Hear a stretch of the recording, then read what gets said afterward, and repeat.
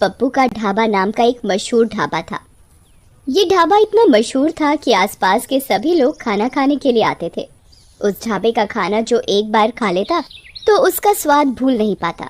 अगर कोई भी उस गांव में किसी भी काम से आता तो उस ढाबे का खाना खाए बगैर नहीं जाता। जितना ही वो ढाबा दिन पर दिन मशहूर होता जा रहा था, उतना ही उस ढाबे के मालिक का भी घमंड बढ़ता जा रहा था।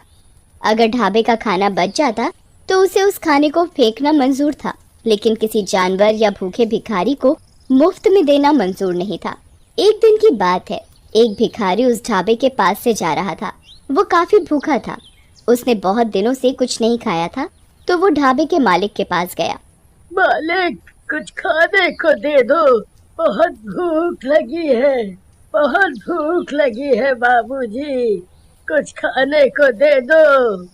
अरे जा जा, आगे जा, कुछ नहीं मिलेगा। कुछ दे दो खाने को, बहुत दिनों से कुछ खाया नहीं है, बहुत भूख लगी है बाबूजी। सुबह सुबह पता नहीं कहाँ कहाँ से आ जाते हैं मुंह उठा के, सारा दिन खराब कर दिया। रामू, ओ रामू, इसे बाहर तो निकाल। रामू भिखारी को ढाबे से धक्के मार मार कर निकाल देता है, पर मालिक को भिखारी के ऊपर जरा भी दया नहीं आती और भिखारी भूख के मारे बेहोश हो जाता है। मालिक, ये तो बेहोश हो गया था, तो मैं क्या करूं? इससे तू दुकान के सामने से हटा, ग्राहक के आने का टाइम हो रहा है। जी मालिक। मालिक, मालिक, लगता है ये मर गया। अरे ये क्या बोल रहा है? मालिक, मैं सही बोल रही हूँ। तुम एक काम करो, इसे जो ढाबे के पीछे कुआं है उसमें फेंक दो और किसी को कुछ पता भी नहीं चलेगा। जी मालिक। रामू, किसी को कुछ पता तो नहीं चला? किसी ने देखा तो नहीं? नहीं मालिक। आज का तो दिन ही खराब गया और कोई ज्यादा ग्राहक भी नहीं आए। कल सभी टाइम पर आ जाना, नहीं तो तुम्हारे पैसे काट लूंगा। जी मालिक। मालिक अपने सभी नौकरों को छुट्टी देकर वो भी अपने घर चला जाता है। मालिक को रास्ते में ऐसा लगता है जैसे कोई उसके पीछे पीछे चल रहा है। तभी मालिक रुक जाता है और पीछे देखने लगता है, पर वहाँ कोई नहीं होता। अरे मेरा वहम होगा। और वो चलने लगता है। तभी उसे अचानक कोई जोर से थप्पड़ मारता है।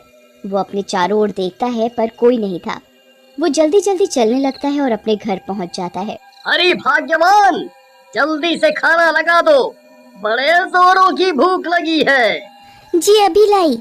जैसे ही पत्नी खाना लेकर आती है, तभी भिखारी भूत उसकी पत्नी को जोर से धक्का देता है, जिसके कारण पत्नी के हाथ से सारा खाना गिर जाता है। अरे भाग्यवान, ये क्या किया? सारा खाना गिरा दिया। जी पता नहीं कैसे गिर गया, मुझे ऐसा लगा जैसे किसी ने मुझे धक्का दिया हो। आज का तो सारा दिन ही खराब गया। अगली सुबह मालिक अपने ढाबे पर काउंटर पर बैठा होता है। तभी एक ग्राहक आता है और कुर्सी पर बैठ जाता है और खाने का ऑर्डर देता है। रामू, जल्दी से खाना लेकर आओ। ये कैसा खाना है, इतना तीखा?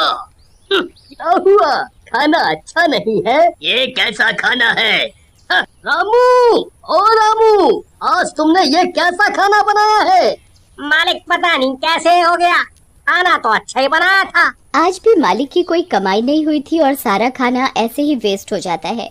ये देखकर भिखारी बहुत खुश होता है।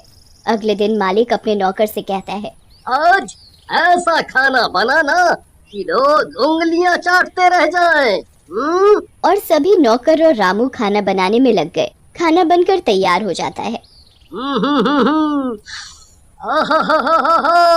खाने की खुशबू तो अच्छी आ रही है। तभी ढाबे पर एक ग्राहक आता है। रामू, जल्दी से खाना लो भाई, वाह वाह वाह वाह। खाने की खुशबू तो अच्छी आ रही है। ग्राहक जैसे ही खाना खाने के लिए बैठता है, तभी उसकी थाली से अचानक रोटी गायब हो जाती है। अरे रोटी कहाँ गई? अभी तो थी। वो डर जाता है। वो रामू को आवाज लगाता है। रामू, रामू। जी साहब, क्या हो गया साहब?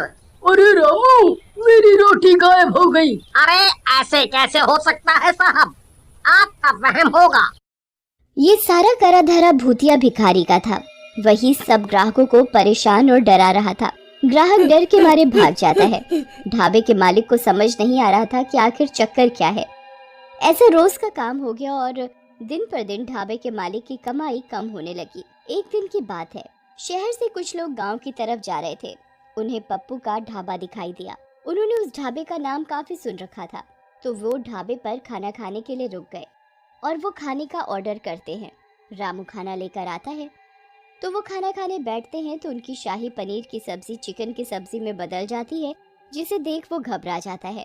वो जैसे ही पीने के लिए पानी का ग्लास उठाते हैं तो भूतिया भिखारी सारा पानी उनके सिर पर डाल देता है और वो जोर जोर से चिल्लाने लगता है, भूत भूत भूत, अरे इस ढाबे पर तो भूत है। और वो वहां से भाग जाता है।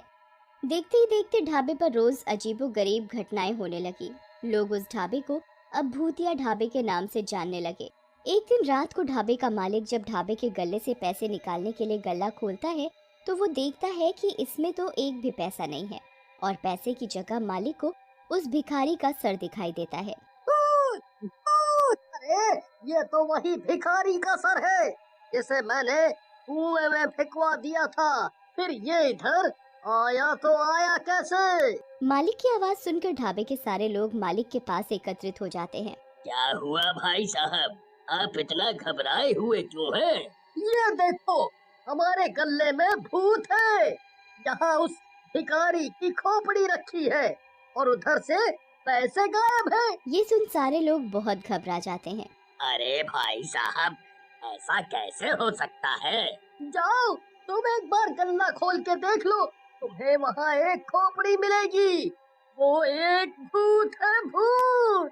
वो आदमी मालिक की बात सुनकर ढाबे का गल्ला खोलता है, पर वहाँ ना तो कोई खोपड़ी होती है और साथ ही उधर उसके पैसे रखे होते हैं। अरे क्या भाई साहब, लगता है आपकी तबीयत ठीक नहीं है। आपने नींद में कोई सपना देख लिया है। आपको आराम करने की आवश्यकता है।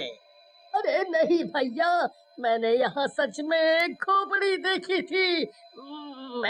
मैं बिल्कुल सच बोल रहा हूँ। मालिक अपनी बात सबको मनवाने की कोशिश करता है, पर कोई उसकी बात नहीं सुनता और ना ही विश्वास करता है। तभी रामू मालिक के पास आता है। मालिक, मुझे ऐसा लगता है कि ये सब वो भूखा भिखारी कर रहा है। जिसे आपने कुएं में फेंकवाया था, वही उसके भूखे होने की वजह से उसकी मौत हो गई थी और इसी वजह से उसकी आत्मा हमारे ढाबे में भटक रही है और आपको दिन रात परेशान कर रही है। हाँ रामू, मुझे भी यही लग रहा है। तुम सही बोल रहे हो, पर अब इस बात का क्या इलाज है? तुम मुझे ये बताओ। अगर ऐसा ही चलता रहा तो मैं एक दिन पागल हो जाऊंगा और मेरा ढाबा भी बंद हो जाएगा। आप चिंता ना करिए मालिक, मैं एक बाबा को जानता हूँ। मैं आपको उनके पास लेकर चलूंगा। उनके पास हमारी परेशानी का कोई ना कोई हल जरूर होगा। ऐसा मेरा उनके ऊपर विश्वास है। मैंने उनका काफी नाम भी सुना है। वो सबकी परेशानी दूर कर देते हैं अपनी पूजा पाठ से। रामू और उसका मालिक अगले ही दिन बाबा के पास जाते हैं। वो बाबा को उधर जाकर सारी बात सच सच बताते हैं। ये तुमने क्या किया?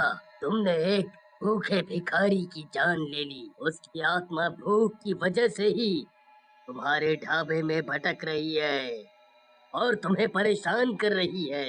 बाबा जी, हमारी मदद करो, हमसे गलती हो गई। हम कभी नहीं करेंगे आगे से ऐसा। हमें माफ कर दो बाबा।